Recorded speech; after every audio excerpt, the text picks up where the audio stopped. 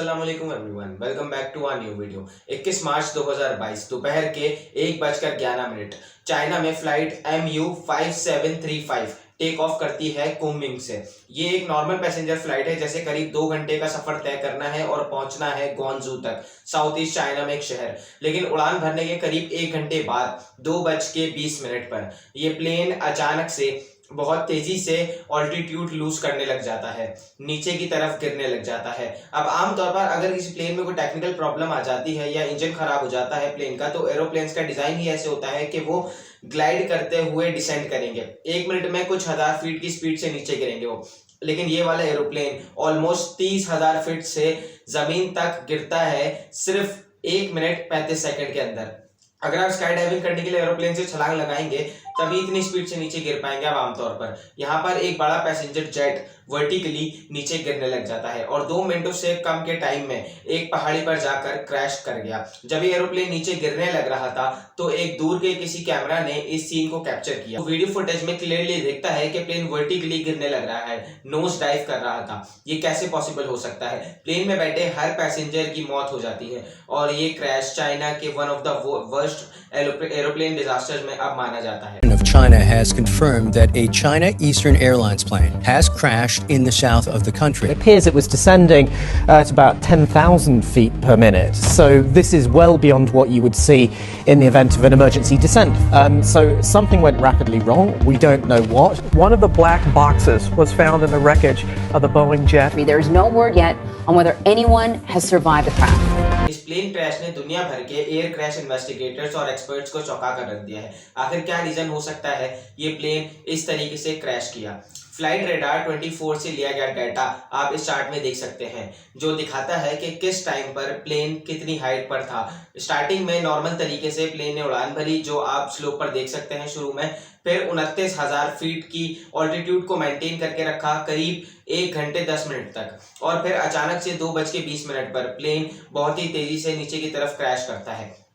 लेकिन चार्ट में एक बड़ी ही अजीब चीज देखने को मिलती है। करीब 8,000 फीट की हाइट पर प्लेन नीचे गिरते टाइम थोड़ा सा ऊपर के ऊपर जाता है और फिर इससे नीचे गिरता है। ये जो थोड़ी सी देर के लिए असेंट हुआ था, क्या रीजन हो सकता है इसके पीछे? ऑलमोस्ट हर तरीके की एक्सप्लेनेशन की पॉसिबिलिटी यहाँ पर बताई जा रही है। हो सकता है प्लेन का इंजन खराब हो गया हो, कोई टेक्निकल प्रॉब्लम आ गई हो प्लेन में, हो सकता है प्लेन का पायलट यहाँ पर सुसाइड करना चाह रहा हो सकता है कोई टेररिस्ट अटैक हुआ हो इस प्लेन के अंदर, या फिर प्लेन का पायलट अचानक से बेहोश हो गया हो, या फिर कोई वेदर रिलेटेड प्रॉब्लम्स हुई हो।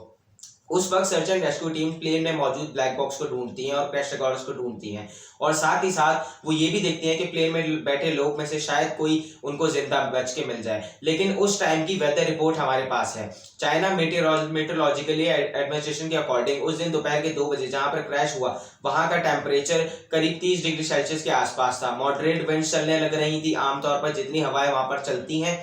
बारिश फोरकास्ट की गई थी कि आएगी, लेकिन शाम को आएगी। उस पॉइंट ऑफ टाइम तक कोई बारिश नहीं हुई थी उस जगह पर, और जो विजिबिलिटी थी वो 10 मील से ज्यादा की थी। तो जो भी वेदर कंडीशंस थी उस वक्त वो बिल्कुल भी अनयूजुअल नहीं थी, बड़ा ही नॉर्मल वेदर हो रहा था। प्रॉब्लम ये थी कि वहां पर फिर शाम में बारिश तेज हो गई थी, फिर रेस्क्यू टीम्स को वहां पर बहुत मुश्किल हुई थी ब्लैक बॉक्सेस को ढूंढने के लिए। 23 मार्च को उसी रीजन की वजह से उन्हें अपना सर्च ऑपरेशन टेम्परेरी रोकना पड़ा। इसके अलावा जिस जगह पर क्रैश हुआ था वो पहाड़ियों के बीचों बीच था और बहुत घना जंगल था, वहां तक पहुंचना और ढूंढना आसान काम नहीं था। आमतौर पर फ्लाइट डेटा रिकॉर्डर और वॉइस डेटा रिकॉर्डर को क्रैश प्रूफ बनाया जाता है, लेकिन क्या वो इस तरीके के क्रैश को मतलब कि वो सह सकते हैं, ये बहुत बड़ा सवाल है। लेटेस्ट अपडेट ये थी कि 2 में से उनको एक ब्लैक बॉक्स उनको मिल जाता है उन सर्च टीम को। वहां बाहर से ये बॉक्स बहुत डैमेज था, लेकिन इंटरनल रिकॉर्ड्स इसके बहुत सही थे।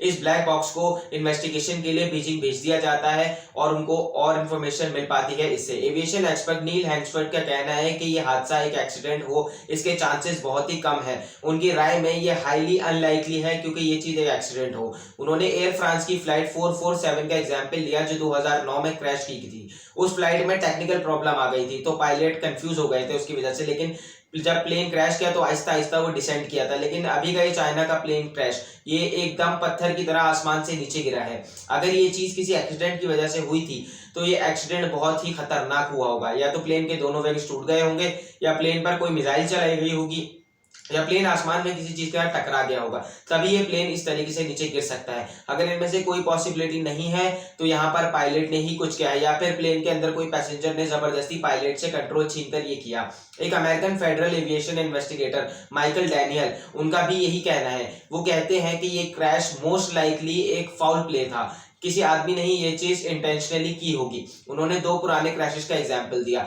इजिप्ट एयर फ्लाइट 990 जो साल 1999 में न्यूयॉर्क से कायरो जा रही थी, अटलांटिक ओशियन में क्रैश कर गई, और दूसरा सिल्क एयर फ्लाइट 185 जो साल 1997 में सुमात्रा इंडोनेशिया के पास क्रैश कर गई। ये दो ऐसे रेयर एग्जांपल्स हैं जहां पर एरोप्लेन्स इसी तरीके से बहुत ही तेजी से नीचे गिरे। इन दोनों केसेस में प्लेन को इंटेंशनली क्रैश करवाया गया था पायलट की तरफ से। कुछ लोग प्लेन के मॉडल पर भी सवाल उठा रहे हैं, क्योंकि इससे पहले जो दो सबसे रिसेंट प्लेन क्रैशेस हुए हैं दुनिया में, 2018 में इंडोनेशिया में एक प्लेन क्रैश हुआ था और 2019 में इथियोपिया में जो प्लेन क्रैश हुआ था, उन दोनों प्लेन क्रैशेस के पीछे रीजन था प्लेन की बनावट में जो टेक्निकल प्रॉब्लम्स है। वो दोनों प्लेन क्रैशेस हुए थे एक स्पेसिफिक मॉडल ऑफ प्लेन के साथ। Boeing 737 max actually upgraded model था बोइंग 737-800 के कंपैरिजन में। नया मॉडल जो बोइंग कंपनी ने निकाला था, इसमें इन्होंने कहा था कि इन्होंने प्लेन के इंजन को ज्यादा एफिशिएंट बनाया है और प्लेन के अंदर शोर कम करने के लिए इन्होंने प्लेन के इंजन को एक्चुअली में आगे की तरफ शिफ्ट कर दिया है, विंग्स के थोड़ा सा फ्रंट में। लेकिन इस प्लेन के इंजन की जगह बदलने से प्लेन में एरोडायनेमिक प्रॉब्लम्स हो गई, स्पेशली जब फ्लाइट कंडीशंस थोड़ी सी अनयूजुअल थी, वेदर इतना सही नहीं था। इस प्रॉब्लम को सॉल्व करने के लिए बोइंग ने एक स्पेशल सॉफ्टवेयर इंस्टॉल किया जिसका नाम था manoeuvring characteristics augmentation system, MCAS। लेकिन ये स्पेशल सॉफ्टवेयर ढंग से काम नहीं किया।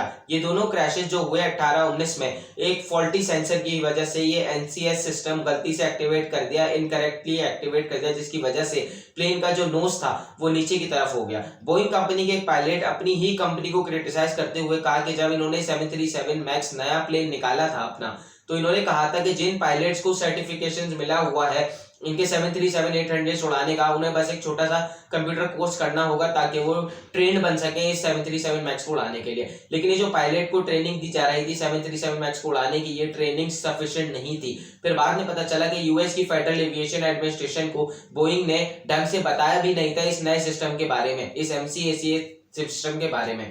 इन्हीं वजह कारनामों की वजह से जनवरी 2021 के डिपार्टमेंट ऑफ जस्टिस ने पाया कि बोइंग कंपनी ने यहाँ पर यूएस गवर्नमेंट को डिफ्रॉड करने की कोशिश की है, इसलिए अब उन्हें $2.5 बिलियन का फाइन भरना पड़ेगा इन चीजों की वजह से। लेकिन सच बताऊं तो हमारी आज की कहानी में इस रीजन का कोई लेना देना नहीं है, क्योंकि चाइना में जो प्लेन क्रैश हुआ है वो एक्चुअली में 737 का 800 वाला मॉडल था, 737 मैक्स नहीं था।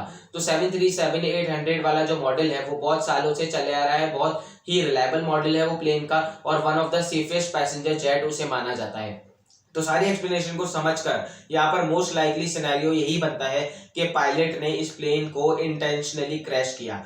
लेकिन सबसे बड़ा सवाल ये है कि ऐसा पायलट ने किया क्यों। चाइनीज सोशल मीडिया पर इसको लेकर कई कंस्पिरेसी थ्योरी अब बनने लग चुकी थी कि एक बड़ी ही पॉपुलर कंस्पिरेसी थ्योरी में एक्चुअली में ब्लेम किया जा रहा है यहाँ पर अमेरिका को।